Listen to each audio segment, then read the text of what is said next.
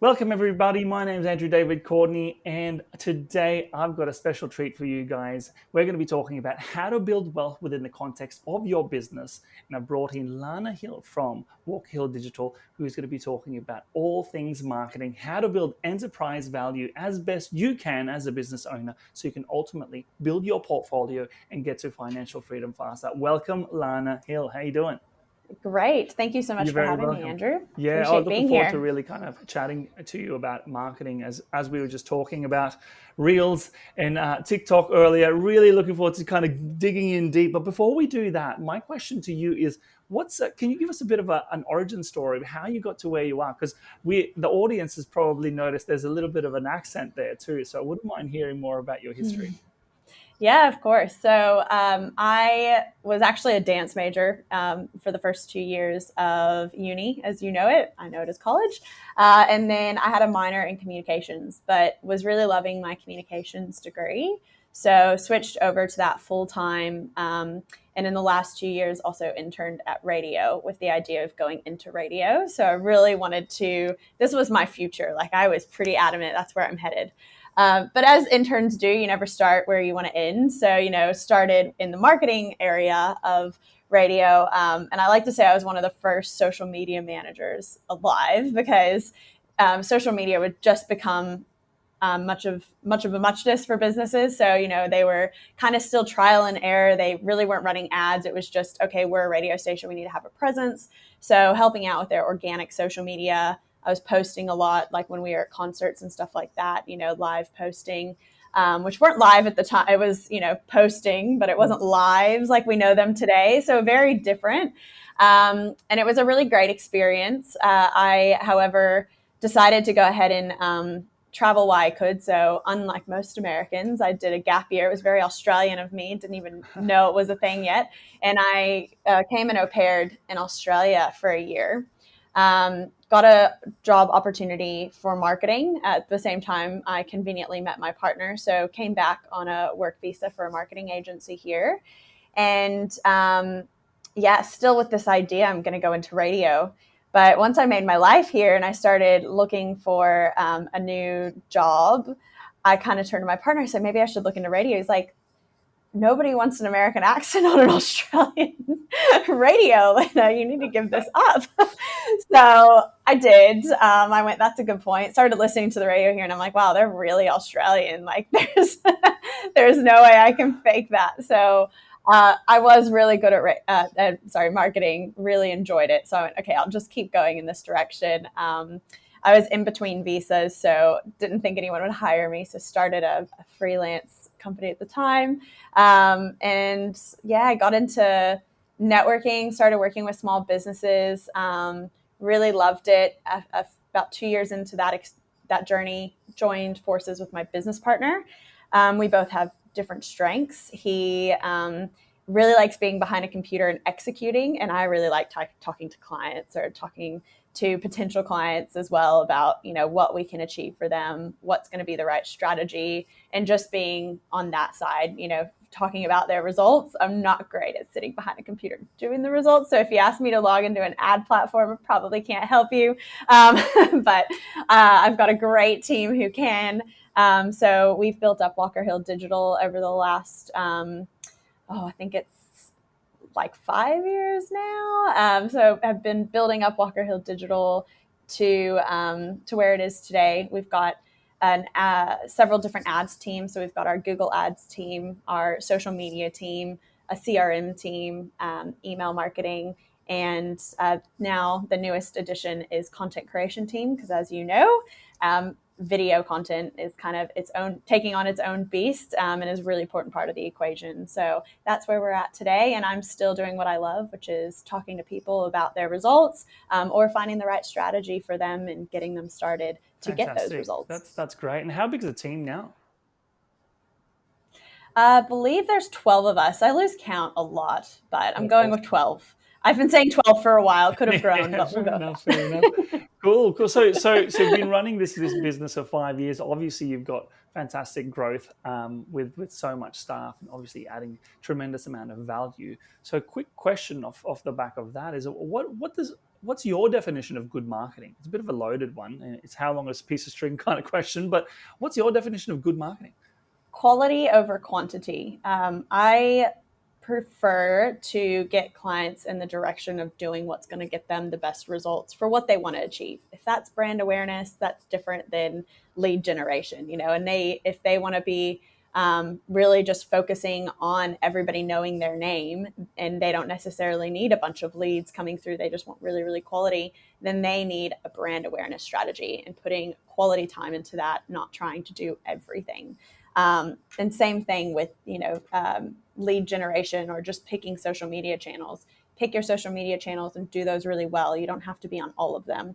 I think what I hate seeing, especially in the small business world, because they're so time poor, is them taking up advice here and there and trying to do SEO and trying to do email marketing and trying to do social media and, trying to do this because someone's telling them that they're all really important, but they're not doing any of them really well. So it's this scattergun approach that's not getting them any return. So I'd prefer to see businesses just do, what they can afford, whether it's time or investment, really well, and ideally get what they need Yeah, back from that. yeah, that's it. I mean, far too many people have this dogmatic thinking about marketing, but it's a moving beast, isn't it?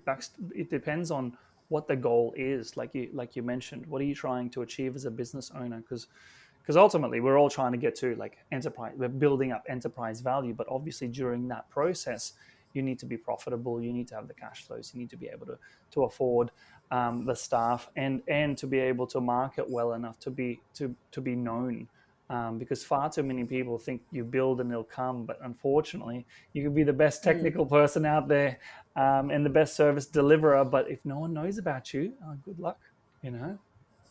Yeah. Absolutely. Yeah. I really cringe when I hear that someone's gone on this journey of hiring an agency, and they've sold them on to so many different things. And they're like, oh, I've been doing it for 2 months and I'm just putting out this money and I get no return. And I'm like, well, when you start with marketing, you are going to put out money and you're not going to get any return. So that's why it's important to know what you can invest in it and also go into it knowing when you're going to see that return, because it's not normally in 2 weeks. It's sometimes not even in 2 months.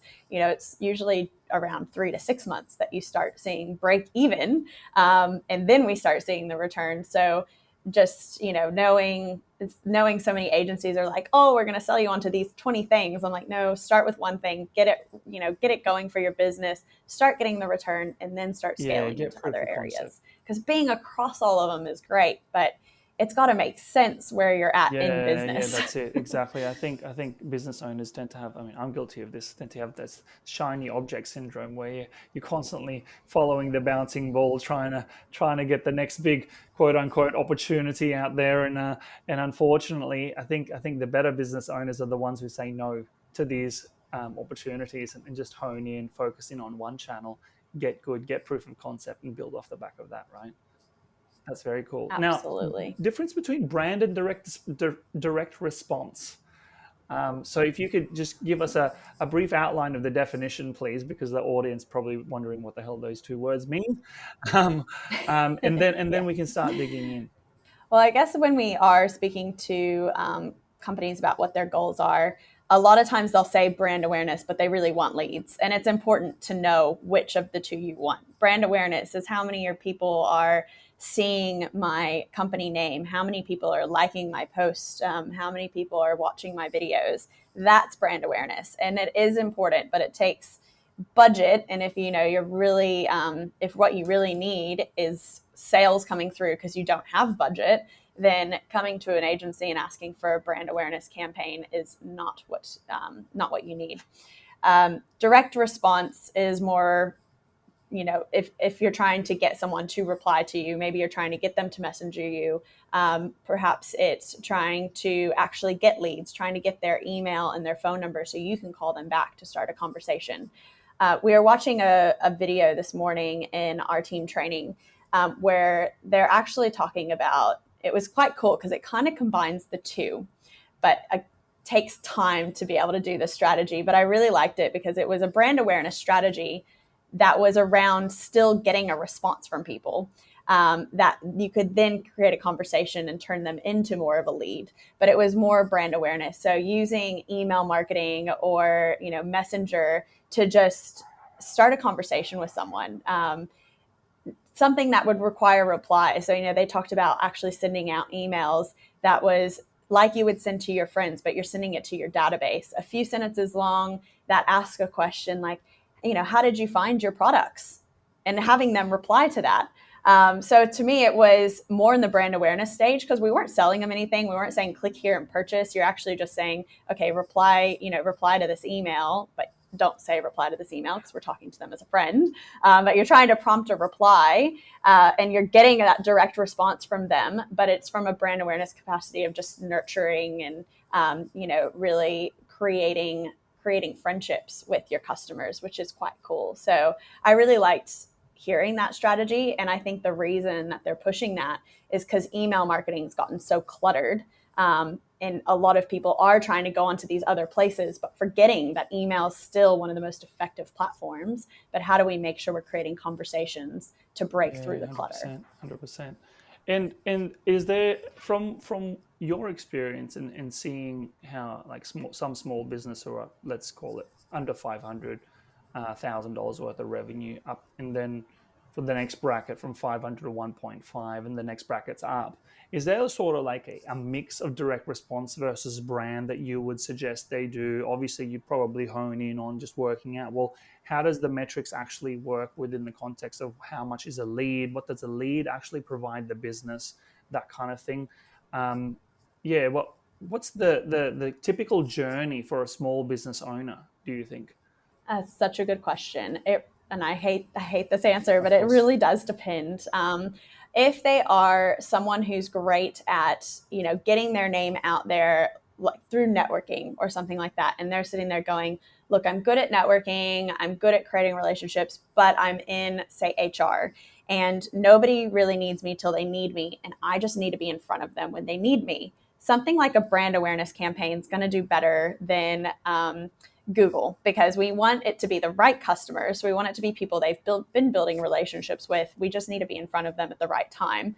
What we don't want is maybe Google, where you're getting a bunch of leads who really need you, but probably don't want to pay for your services, or they're feeling they might be really hard to convert onto the right services because you have no relationship with them. So for them, brand awareness is great. Something like an organic social media, as long as they've got a way of building up their followers, or an email campaign, staying in front of people that they've gotten business cards for, and had a coffee with at some stage.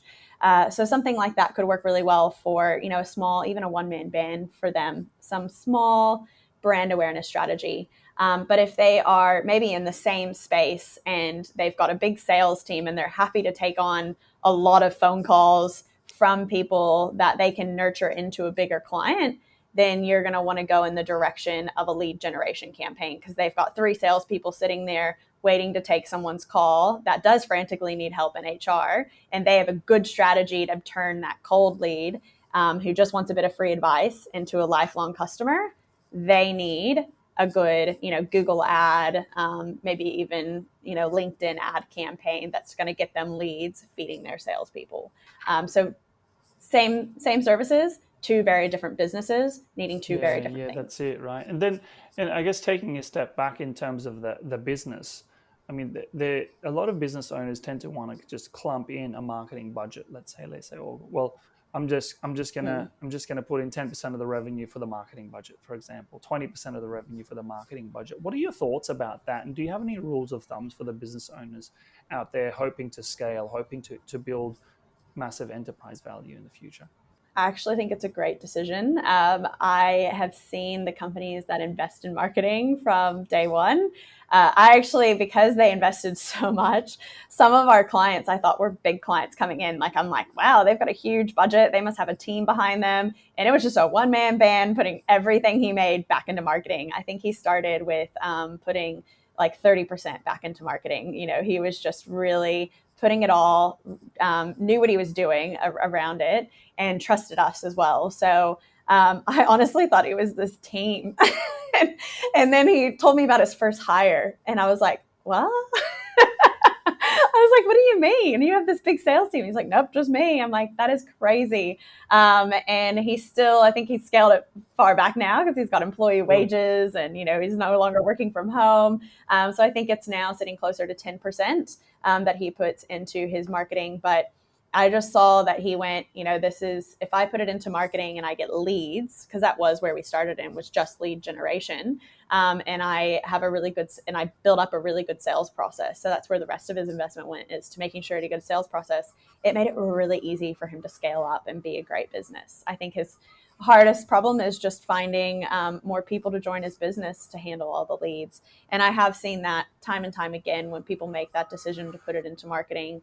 They feel like everything else they're doing in business does just feel easier. They're out there networking and people just convert easier because they're familiar with the brand or they're getting good communication. Even things like investing in a good email automation, as you're putting some of your budget aside, go, how do I automate some of my business? So maybe all of it doesn't go to brand awareness. Maybe some of that you go, okay, I'm going to dedicate only 5 to 7% into a marketing strategy, and then I'm going to put another 4% aside to start automating my business, so that things like when a new customer does sign a proposal, there's an automation to nurture them so that they stick around longer because there's value being added to that customer. So not just thinking about the brand awareness, but thinking about the whole journey and making sure you're investing in that from the early days. And when you talk strategy to business owners, do you talk to them about, I guess, the gross profit, net profit kind of the business, if they're willing to share, obviously, and if you really drill down to a particular client, because obviously each client is valuable. There's value in acquiring each client. So there's obviously there's this marketing term called the lifetime value, right? So lifetime value of the client. Do you talk to them about that, and then ask them, well, what is each client actually worth to you, and how much are you investing to acquire that client, essentially? It's one of my first questions, and I will say probably only 40% of the people, 40% of the time, people can answer that. And then another 20% of the time, I'll say, how much are you willing to invest to get that client? And probably closer to 10%. 10% of the time, people are like, oh, I know exactly what that number is. Most people go, I've never thought about it. And one of the areas that I push for them to do is I actually if you could, think about that between now and when we catch up again, because I'm going to be telling you what you do need to invest, and I don't want it to be a shock to your system. Like, if you think about it, how much time are you putting in to create relationships to get those referrals, or how much time are you putting in for cold calling, and think about that in a measurement, and then maybe you'll realize you're willing to invest more than you think. So it depends on the business. E-commerce is a lot easier for us to get a general idea. What's your average order value? What do you need to put in order to get it out? It's a lot of numbers, number negotiation. Service to service, a lot harder, because there's obviously not just a convert, unless they've been tracking their conversion rate. There's not usually a conversion rate for us to work with the way there is with e-commerce. So they'll typically don't know what their conversion rate is for a very cold lead. So it's figuring that out over the first few months together, is what's your conversion rate and how long does it take to convert them as well, and keeping that in mind. But a lot of times, once people look at it and I go, well, you might be spending $200 to $300 to get a lead. At first, they're like, what? I thought I was going to be spending $30. I'm like, well, probably not. Like, if you're in professional services, you're most likely not. But how long do you spend networking, and what did that networking of it cost? And then you have to have a coffee with the person, and think about all that time, and your hourly rate, you're probably spending a few $1,000s at the moment to get a lead. So why aren't you happy to invest the same amount into a digital marketing campaign? And once they see it that way, then they'll realize they're either time poor or money poor. If they're time poor, this is the time to start investing in digital marketing. If you're really cash flow poor, maybe you do have that time to go do the networking, and maybe time, is something that you can put in versus cash. So kind of knowing where you're at in business. E-commerce is a bit of the same. Some people who are more, they have the time, they're happy to do more influencer campaigns. They're happy to reach out to ambassadors and get them, if we give you 40% off, then you're happy to, buy from us, etc. But if they're at a place where they don't have the capacity to do that, or maybe they feel like, they want to take that next step and they've got the cash flow to invest in a digital campaign, then they're feeling ready. And it's just about setting that expectation and understanding what CPA you need.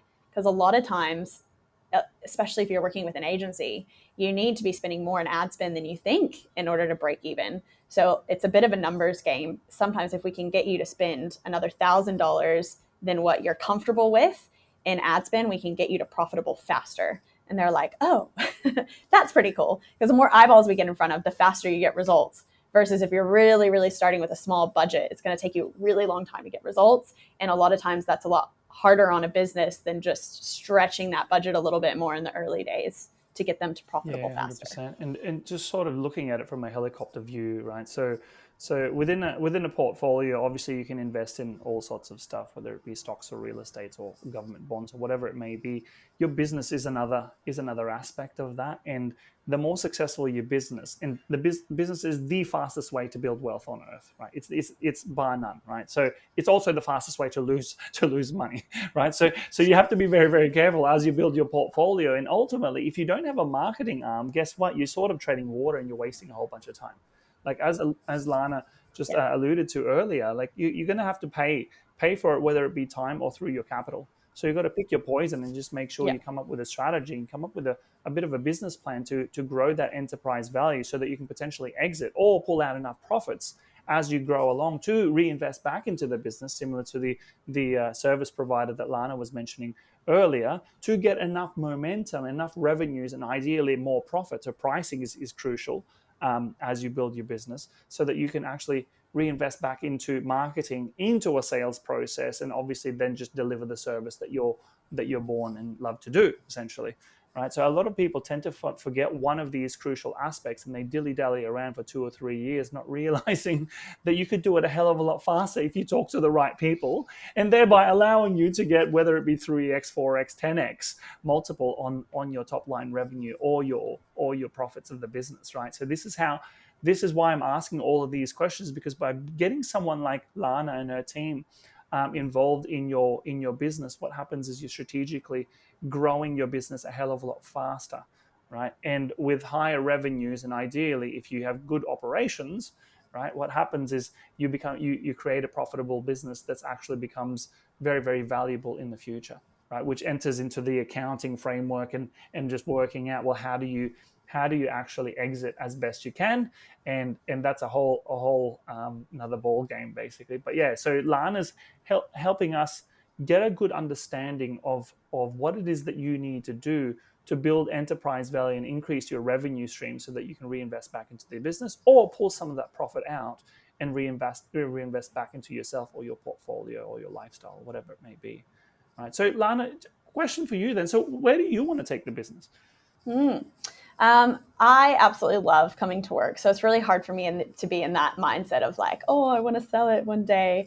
Love the team, like love our culture. We've done some incredible, like we have a wins channel in Slack, and we're just constantly having wins of, oh, we helped a client reach this milestone, or, when they came to us, this was their goal and we reached it 3 months early. So things like that, they really lighten me up. And where I want the business to go is just to be able to pivot with digital marketing. So make sure we continue with our ongoing training and just help more and more businesses. We're really unique. A lot of agencies give that advice that I talked about, where they're like, oh, just sign up to all of these things. And, they're not personalized. They don't do their due diligence. They don't help people understand the numbers, which really makes me cringe because it's so important. Asking these questions, what is the lifetime value of your customer? If you don't know it, how do we try to guess what it is? And then how do we continue to measure, are we right? Because sometimes in new business, you don't know what the average order value is going to be or what that lifetime, customer is going to look like. So it's about then measuring it as you go along. And I just want to continue to grow our business to reaching more businesses, because we do care about that. We care about profitable results, and not enough agencies do. So yeah, growing on what we're already growing is the Yes. answer there. And just, I guess, quickly on what you're talking about before, I think making sure that you do continue to measure as your business is going all these numbers, but also before you start, not going, okay, I don't know any of that, so I can't even have this conversation with someone in marketing. It's actually more important before you start the business to look at this. So many people come to me after they've invested 40 to 50K into starting a new business, and they haven't even looked at marketing or a website, or maybe in e-commerce. A lot of times they'll have a website and they've spent 40, 50K into getting their products into the country, and they haven't thought about how they're going to market it, or looked at, what does their average order value need to be profitable once they are marketing it. So the earlier you can have these conversations, the better, the more comfortable it's going to be getting into business as well. So yeah, I think one thing I'd like to see for the future of my business is speaking to people earlier, which comes from me getting my voice out there to tell people, come get advice before your journey begins. Happy to speak to you, not wasting my time. So I say that a lot. I'm like, I'd love to speak to someone before they start the journey, because I think that's the right time to be having the And for conversation. those kinds of conversations, what would be the main, like three main takeaways for people who have just started, or who are just about to start their business? What would be the main things that you'd want them to take away from that conversation? Have a good plan for your sales. So, if your service is based, especially, they'll go, okay, yes, got the marketing. I'm speaking to someone about the marketing, but even before that, you kind of need to know what your sales process is going to be. Are you going to have time to make phone calls, have coffees, convert them, or do you want it to be completely automated? Because that's important to what marketing strategy. So know your sales coming into a marketing conversation, and then plan your marketing accordingly around that. I think definitely know your numbers. So if you're a services based business, understand what you want to be taking home, and then work out how much you can invest into getting a new customer, and maybe what that lifetime value needs to be. Are you happy just to have turn and burn, or do we really need them? You don't have time to build up a database, so we really need them to stick around for 3 years. Like what does that lifetime value need to be to reach your goals? And you won't get it right, but that's okay. From an e-commerce perspective, because so many people are either starting an e-commerce, or they're thinking about starting one, knowing we've got all these calculators that we can just put it in and go, based on your starting profit margins, like you'll need this CPA, you'll need to put this ad spend in. So knowing those budgets before you get started, helps you figure out over the first 6 months, what kind of marketing budget do I need before I am profitable. Because most of the time in the first 3 months, people are just in that break even stage, and it's hard if you haven't put the money aside. So if you can have a good amount of money aside that you're willing to invest before you start getting to profitable, I think with either side. But some of the best businesses started with $1 in the bank. So don't have to. It's pretty Well, that's it. uncomfortable Exactly. for all of us. And so you mentioned CPA a couple of times. What does CPA stand for? I get mad at my business partner all the time because he uses abbreviations and doesn't explain it. So thank you for calling me out on it. Cost per acquisition. So if you're doing lead generation, whether it's Google ads, Facebook ads, TikTok ads, Pinterest, CPA is how much money you put in to get a customer back. CPA would apply to services based. How much money are we putting in to get an email and a phone number, or how much money are we putting in to get a sale? With e-commerce, we care a lot more about the ROAS, which is your return on ad spend. And e-commerce is so fun because you can actually go, okay, for every dollar you put in, I got you $5 back. That's pretty cool. With services, we're like, we got you 3 leads. How many did you convert? So that's where having a good sales process is very important. But I will say so much that I have people who've, read a blog from 10 years ago, and they're like, but I can get leads for $10. You probably can't get leads for $10. So know that you need to speak to someone about the realistic expectations of getting leads today, because it's most likely not $10. And just I guess quick maths on the LTV. So the lifetime value and the CPA. So if someone's lifetime value in a business is, let's hypothetically say it's $5,000, right? What Mm-hmm. kind of CPA should a business owner be aiming to spend to acquire that kind of lifetime value? Whew, that's a toughie. Yeah, I mean, I would love for it to be around the 20%. It's not always going to be the case, and it depends a little bit on your, let's call it profit margins, even if it's just, okay, this is my, how much time I put in for that $5,000. So if that $5,000 is you putting in a crazy amount of hours and you don't even feel that it's worth it, then you're not going to want to spend a lot in marketing. But if someone's selling them on a course that's already designed and they don't have to put any time into it, they're usually happy to spend $500 to $1,000 to acquire that customer. But it's normally a lot harder to acquire that customer as well. So I guess a lot longer journey to acquiring them. So it's a tough one. I think each business has to decide that based on quite a few factors. But I guess knowing that when you come into a conversation is an important thing. Looking at it and going,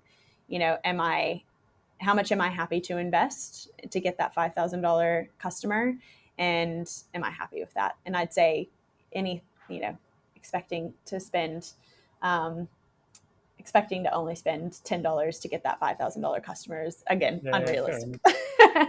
I'd probably be more comfortable if someone said 5,000 and 5,500.